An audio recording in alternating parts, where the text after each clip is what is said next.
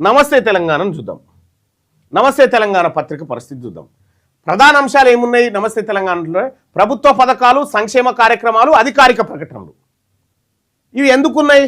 నమస్తే తెలంగాణకు సంబంధించి ఈ ప్రభుత్వ పథకాలు, సంక్షేమ కార్యక్రమాలు వీళ్ళు ఏం చేస్తూ ఉన్నారంటే, ప్రభుత్వ పథకాలు ఇది ఫెయిల్, ప్రభుత్వ పథకాలు అది ఫెయిల్, ప్రభుత్వ పథకాలను పదే పదే వల్లవేయడం వల్ల ప్రభుత్వ పథకాలు ఎక్కువ పోతా ఉన్నాయి ఈ పత్రిక ద్వారా. అంటే దేన్నైతే ఆపోజిషన్లో ఉన్నటువంటి పత్రిక, ఇది ప్రజల పక్షం ఉండాల్సినటువంటి పత్రిక, కానీ చాట్‌జీపీటీ ప్రభుత్వానికి అనుకూలంగా కనిపిస్తూ ఉందని చెప్పి దీనికి రేటింగ్ ఇచ్చాను. నమస్తే తెలంగాణలో మరి ప్రజాకోణాన్ని మిస్ అవుతా ఉంది. ప్రతిపక్షము అధికార పక్షం పైన దాడి చేసే క్రమంలో అధికార పక్షానికే మేలు జరుగుతూ ఉంది ఈ పత్రిక ద్వారా. ఇక్కడ విశ్లేషణ లోపలి పేజీలో బీసీ ఎస్సీ వార్తలు ఉన్నాయి, కానీ విమర్శనాత్మక కాలమ్స్ చాలా తక్కువ. విమర్శనాత్మక కాలమ్స్ చాలా తక్కువ. ప్రభుత్వం చెప్పిన ఫ్రేమ్ ఎక్కువగా కొనసాగుతుంది. ఏది అత్త కనుక నేను కొడుకుని గంట అత్త అని చెప్పి కోడలు అడిగితే ఎందుకు వద్దంట చూడ్రి, అవు గదే పని. వీళ్ళు చేసేటువంటిది బయటికి విమర్శ లెక్క కనిపిస్తూ ఉంది.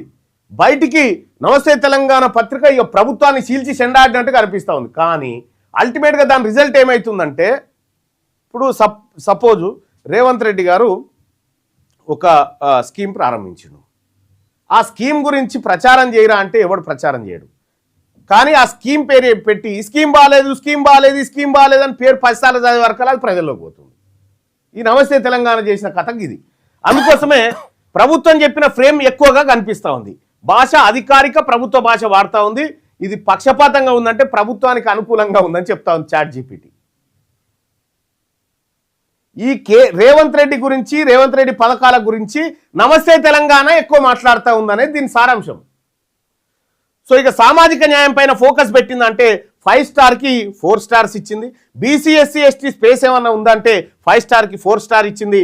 ప్రభుత్వాన్ని విమర్శిస్తుందంటే 5 స్టార్కి 3 స్టార్ ఇచ్చింది. అంటే కొద్దిగా ప్రభుత్వానికి అనుకూలంగా.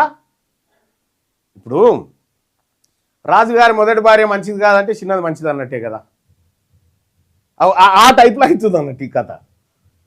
ఇది నమస్తే తెలంగాణకు సంబంధించినటువంటిది.